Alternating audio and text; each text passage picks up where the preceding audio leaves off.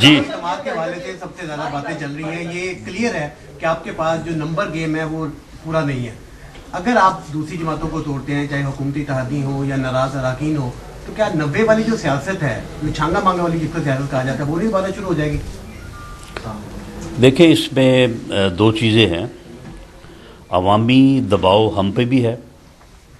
आप यकीन करें कि जब भी हम किसी तकरीब में जाते हैं, अपने हलके में जाएं, किसी फातिहा पे जाएं, किसी की शादी में जाएं, लोग एक ही सवाल करते हैं, वो यार को कदों जान छुड़ाओ, कब हमारी इससे जान छुड़वाओगे।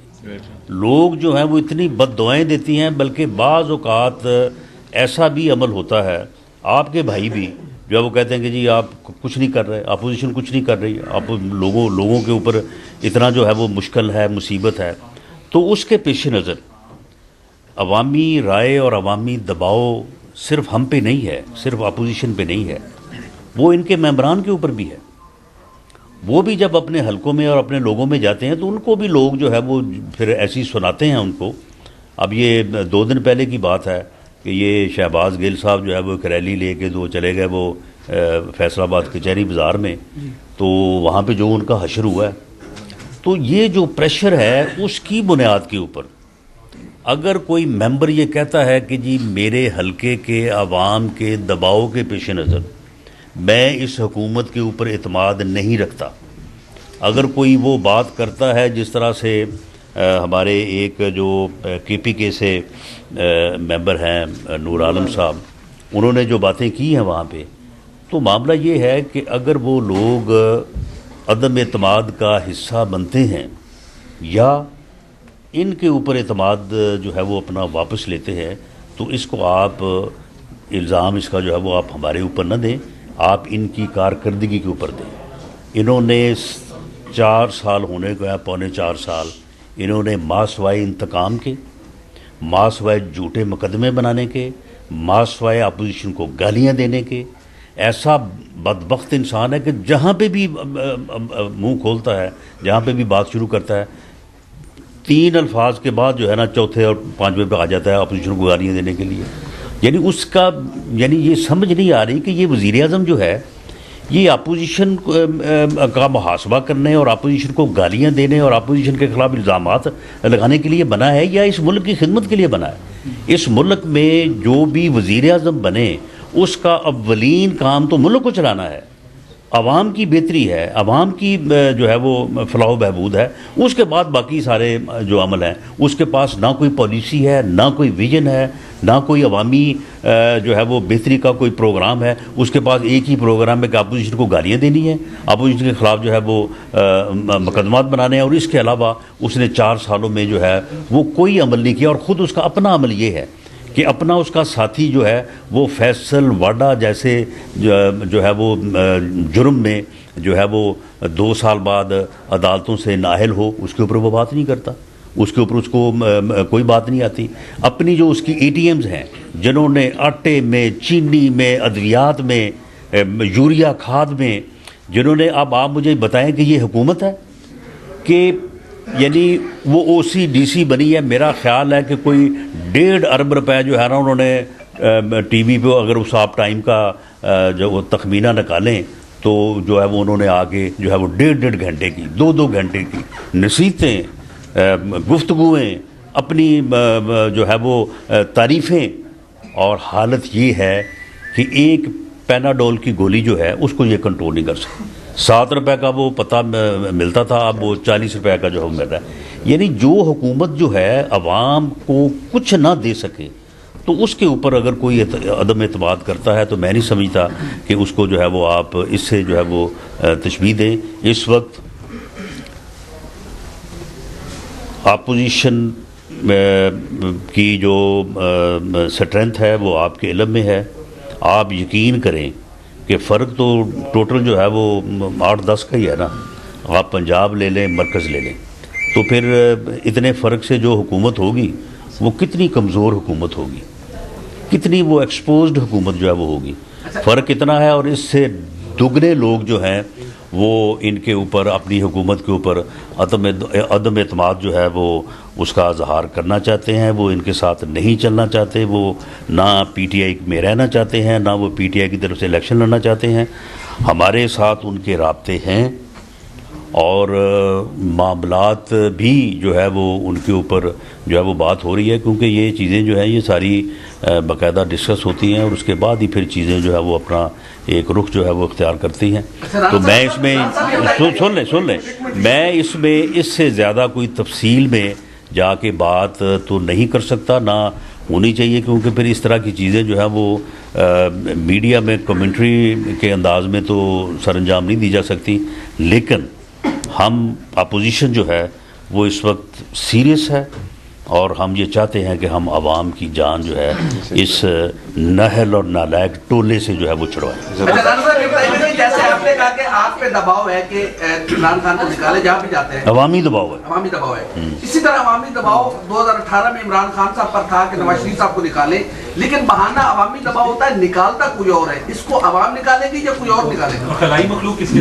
नहीं देखें, मामला ये है कि अवामी दबाव की जो आपने 2018 में जो बात की है, तो आप मुझे ये बताएं कि उस वक्त PMLN की हुकूमत के ख़िलाफ़ क्या कोई महंगाई का कोई ऐसा अमल था कि जिसकी वजह से लोग जो है वो कह रहे थे कि जनाब हमारी जान छुड़ाएं? उस वक्त यानी 2013 में पूरा मुल्क ये कहता था कि ये दो मसले हैं। क्या? नंबर 1 लोड शेडिंग 20-20 घंटे की, और उसके बाद दहशतगर्दी। ये दो मसले, तो हर आदमी ये कह रहा था कि ये दो मसले हल हो जाए तो पाकिस्तान जो है वो तरक्की कर जाएगा, पाकिस्तान आगे बढ़ जाएगा। तो क्या PMLN की गवर्नमेंट ने अंडर द लीडरशिप ऑफ मियां नवाज शरीफ 2017 तक 4 सालों में, इनको भी 4 साल होने को हैं, 4 सालों में ये दो मसले हल नहीं किए? लोड शेडिंग ख़त्म नहीं की, दहशतगर्दी ख़त्म नहीं की, तो उस वक्त फिर किस तरह से जो है वो अवामी दबाव था? उस वक्त कोई अवामी दबाव नहीं था, उस वक्त एक साजिश थी और उस साजिश के तहत जो है ये सारा कुछ जो है वो हुआ। और वो साजिश बाद में, बल्कि उस वक्त भी पूरी तरह से जो है वो यहाँ है। जहाँ तक आपने ये खलाई मखलूक और दूसरी बातें की हैं, देखें मामला ये है कि अगर कोई ये कहे कि हम न्यूट्रल हैं तो हमें क्या ज़रूरत है किसी को फिर खामखा जो है वो बीच में जो है वो घसीटने की। बाकी हम जो कर रहे हैं वो अवामी दबाव पे कर रहे हैं, अवामी राय के ऊपर कर रहे हैं।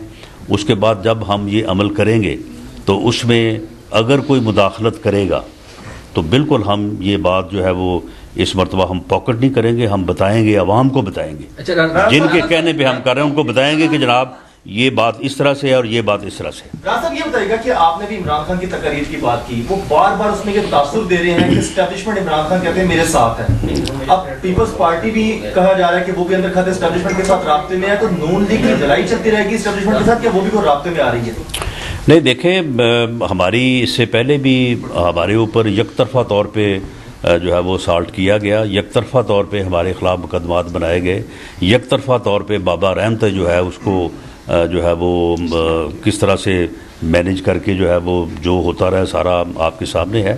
हमारी किसी से लड़ाई नहीं है, हमारी लड़ाई जो है वो गुर्बत से है, हमारी लड़ाई जो है वो पाकिस्तान के अवाम को दरपेश मसाइल जो है वो उनसे है, हमारी लड़ाई जो है वो दहशतगर्दी से है, और हम वही लड़ाई जो है वो पाकिस्तान के अवाम के बेहतरीन मफाद में जो है वो लड़ना चाहते हैं। उसके अलावा हम किसी से लड़ना नहीं चाहते। हाँ, ये हमारा जो है ये बुनियादी असूल भी है, मुतालबा भी है कि पाकिस्तान में फ्री फेयर इलेक्शन होने चाहिए और पाकिस्तान जो है उसको आइन के मुताबिक जो है वो चलाया जाए। आइन के मुताबिक अब चलेगा तो पाकिस्तान चलेगा, अब आइन से इनहराफ करके पाकिस्तान जो है वो नहीं चल सकता। राणा साहब ये बताइएगा कि आज जी आपने भी अवामी रद्द-ए-अमल की बात की है, आपको सामने अवामी रद्द-ए-अमल का, तो एक अवामी रद्द-ए-अमल ये भी है कि नवाज शरीफ को कब वापस लेके आएंगे, ये आपके MNA से भी लोग पूछते हैं, आपके हल्के भी लोग पूछते हैं, मुख्तलिफ डेट्स भी आप लोग देते हैं, तो नवाज शरीफ कब वापस आएंगे, ये भी तो अवामी दबाव है आपके ऊपर। जी, अवामी रद्द-ए-अमल या दबाव जो मियां नवाज शरीफ साहब के हवाले से है, उसमें वो दबाव जो है वो आलमोस्ट 90% ये है कि मियां नवाज शरीफ साहब अपना इलाज करवाएं, उनकी सेहत बेहतर हो और उसके बाद जो है वो उनको आप वापस बुलाएं। उसकी वजह ये है कि वहाँ पे वो पार्टी को भी और बाकी मामलात में भी हमें हर वक्त अवेलेबल होते हैं। अगर अब हम ऊपर मीटिंग कर रहे थे तो अगर इस मीटिंग में भी मुझे कोई ज़रूरत पड़ती उनसे कोई इंस्ट्रक्शन लेने की तो मैं उनसे बात कर सकता था।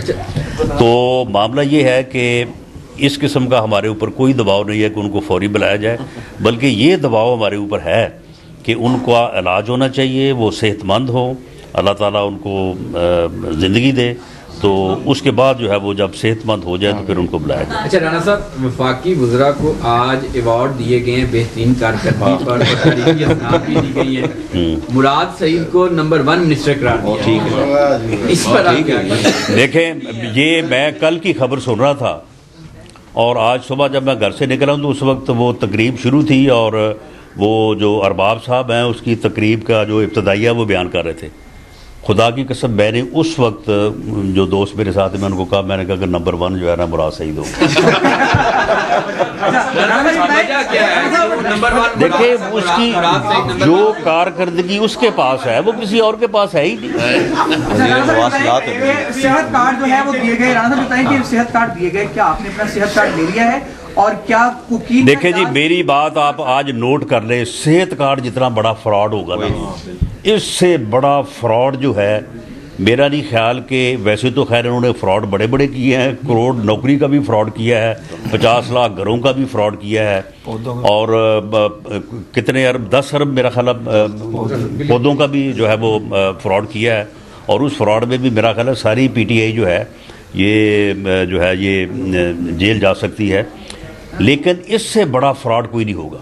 आप मुझे ये बताएं कि जो रेशो है, मुझे खैर एक मुतलका आदमी ने बताया कि जी जो बेड रेशो है, यानी जिस तरह से हमारी आबादी है उस आबादी के मुकाबले में जितने डॉक्टर्स हमें चाहिए तो उसकी एक रेशो है इंटरनेशनल लेवल के ऊपर। इसी तरह से जो हॉस्पिटल में बेड अवेलेबल हैं उनकी रेशो जो है वो 0.6 या चले आप 1% ले लें। आप मुझे ये बताएं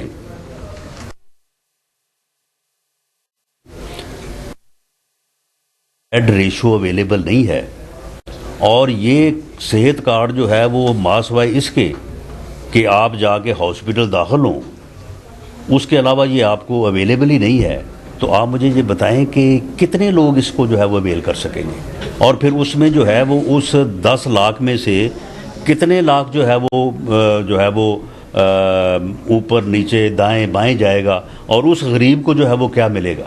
उसका कार्ड जो है, ये जिन बीमारियों की बात कर रहे हैं वो तो तीसरे दिन जो है वो ख़त्म हो जाएगा। तो ये इन्होंने उस अवामी खिदमत को सिर्फ इंतकाम की बुनियाद के ऊपर, सिर्फ इस बुनियाद के ऊपर कि इसमें मियाँ शहबाज शरीफ का नाम आएगा या ये काम जो है वो मियाँ शहबाज शरीफ ने शुरू किया था, इन्होंने अरबा रुपए की मुफ्त अद्वियात जो लोगों को हॉस्पिटल से आउटडोर पेशेंट्स को मिलती थी, आप किसी हॉस्पिटल में चले जाएं वहाँ पे जाके आउटडोर पेशेंट्स की तादाद अपना जो है वो नोट कर लें और जितने लोग दाखिल होते हैं उनकी तादाद जो है वो नोट कर लें, वो 0.01% भी नहीं होती।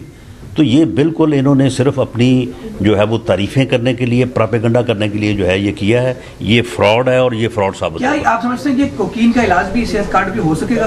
खान साहब की बात देखिए जी, कोकीन का इलाज जो है ये क्योंकि जो मंशियात का इलाज वाले जो अदारे हैं तो उनको हम जो है वो कह देते हैं कि मुतालबा कर देते हैं कि उनको भी जो है वो शामिल किया जाए और सेहत कार्ड के ऊपर जो है वो अगर ये अगर इलाज हो जाए तो मैं समझता हूँ कि आवाम को काफ़ी रिलीफ मिलने के चांसेस पैदा हो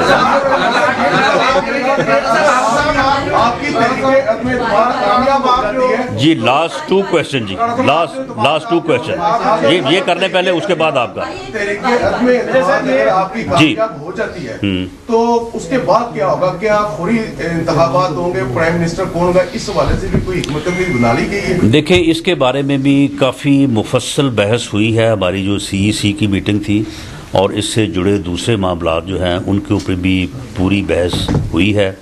तमाम मेंबर्स ने अपनी अपनी राय जो है वो दे दी है और कोई राय एज सच कोई आप समझ लें कि कोई सबकी एक राय या यूनानिमस राय नहीं थी।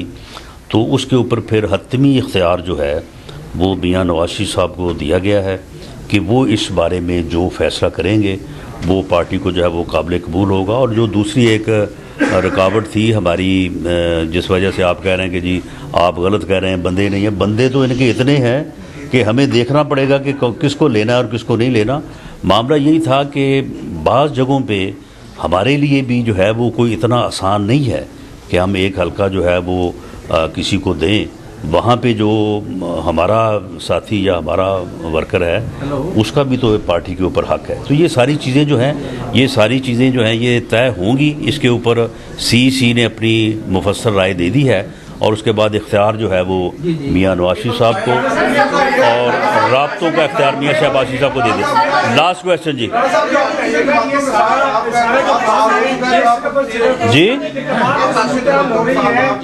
जी अब ग्रीन सिग्नल मिल गया आपको, क्या आप इन हाउस बिजली की बात कर रहे हैं? पहले आपका ये था कि किसी भी सूरत में फेयर इलेक्शन चाहिए, लेकिन अब आप तब्दीली की बात कर रहे हैं कि आपको जमातों की तरफ से ग्रीन सिग्नल मिल चुका है, आपको वो आपके साथ है? नहीं, देखें हम जो है वो अदम एतमाद भी पाकिस्तान मुस्लिम लीग नून का मौक़िफ़ तो यही है कि उसके फौरी बाद जो है वो फ्री फेयर जो है वो इलेक्शन होने चाहिए।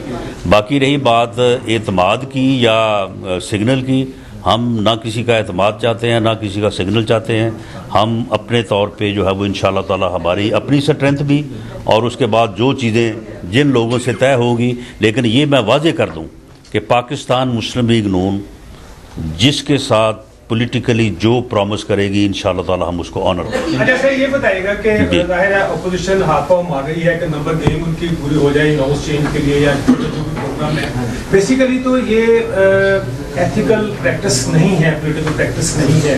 इसको आप छांगा मांगा की सियासत कह लें या एस्टेब्लिशमेंट की कह लें, तो फिर जो आप पॉलिटिकल स्ट्रक्चर है आपका उसका तो कोई फायदा नहीं, टूट करनी है। नहीं, देखें मामला ये है कि एक आदमी जिसको अवाम जो है वो अपना नुमाइंदा मुंतखब करते हैं तो आइन और कानून के मुताबिक वो अपना जो मैंडेट है उसको बरकरार रखते हुए उसके ऊपर ये पाबंदी है कि वो ऐसे अमल की मुखालफत कर सके जो अवाम के इज्तिमाई मुफादात के ख़िलाफ़ हो। आप मुझे बताएं कि इनकी टोटल जो स्ट्रेंथ है उसमें से अगर 15 बंदे जो है वो माइनस हो जाएं तो फिर उसके बाद फिर ये कायम रह सकेंगे। उसके बाद इनको फिर जो है वो ख़ुद रिज़ाइन नहीं करना चाहिए। देखें ये सूरतें जो है अदम एतमाद आता है या वोट ऑफ कॉन्फिडेंस आता है, ये चीज़ें जो हैं ये सारी जो है वो इस वक्त डिस्कस करने वाली नहीं है। जैसे ही ये मामला जो है वो आगे बढ़ेगा, अब आप हमें हाथ पांव मारता नहीं देखेंगे, आप इंशाअल्लाह ताला इनको जूतियां मारता देखेंगे। जी अब लास्ट क्वेश्चन जी। बताइएगा तरीके अदम एतमाद पहले आएगा या लॉन्ग मार्च पहले किया जाएगा? देखिए जी, लॉन्ग मार्च की तो डेट तय है, वो 23 मार्च को हमने इस्लामाबाद पहुंचना है और हर कीमत पे पहुंचना है। बिल्कुल इसमें कोई दूसरी राय नहीं है। बाकी उससे पहले अगर ये चले जाते हैं तो फिर हो सकता है कि लॉन्ग मार्च जो है पोस्टपोन हो, वरना 23 मार्च को हम हर कीमत पे जो है वो वहाँ पे पहुँचेंगे। और बाकी ये जो कोशिश है इसके मतलब कोई टाइम टेबल कोई भी देने की जो है वो पोजीशन में नहीं है। अदम एतमाद मूव होनी है या वोट ऑफ कॉन्फिडेंस के लिए कहा जाना है, ये फैसला जो है वो पाकिस्तान मुस्लिम लीग नून में मियाँ नवाज शरीफ साहब के पास है। वो जो फैसला करेंगे उसको इम्प्लीमेंट करेंगे। राणा साहब ये बताइएगा कि नून लीग और पीपल्स पार्टी की जो है वो मुलाकातें हो रही हैं, लेकिन दोनों जमातें जो है वो लॉन्ग मार्च अलग-अलग से करने जा रही हैं, तो इन मुलाकातों का हासिल वसूल क्या होगा, क्या नतीजा निकलेगा एट द एंड? देखें, यानी लॉन्ग मार्च जो है वो पीपल्स पार्टी अगर पहले करना चाहती है तो ठीक है, वो अपना एहतजाज जो है वो हुकूमत के ख़िलाफ़ कर रहे हैं और पीडीएम भी जो है वो हुकूमत के ख़िलाफ़ कर रही है। और जो अपोजिशन की जो जमातें हैं पार्लियामेंट में, मुत्तहिदा अपोजिशन है, वहाँ पे पीपल्स पार्टी का हमारे प्रेसिडेंट और हमारे कायदे इस इख्तिलाफ़ के ऊपर जो है वो पूरा एतमाद है। तो इसलिए हम उनको जो है वो इस हद तक के हुकूमत के ख़िलाफ़, यानी इस नाअहल और नालायक टोला, अब देखें ये हुकूमत नहीं है, ये तो एक नालायक और अबाश लोगों का टोला जो है इसे इस मुल्क के ऊपर मुसल्लत कर दिया गया है। इसके ख़िलाफ़ जो भी जो है वो साथ दे, हम उसका जो है वो साथ लेने को तैयार हैं। और बाकी जो है वो बाकी सारी जमातें जो पीपल्स पार्टी अपनी जमात अलहदा जमात है, हम अलहदा जमात हैं। हो सकता है कल को जब इलेक्शन होगा तो हमारा जो है वो मुकाबला आपस में होगा, तो इसलिए उस चीज़ को आप पेश नज़र रखें। बहुत शुक्रिया जी। और अब आप चलें ऊपर खाने के लिए।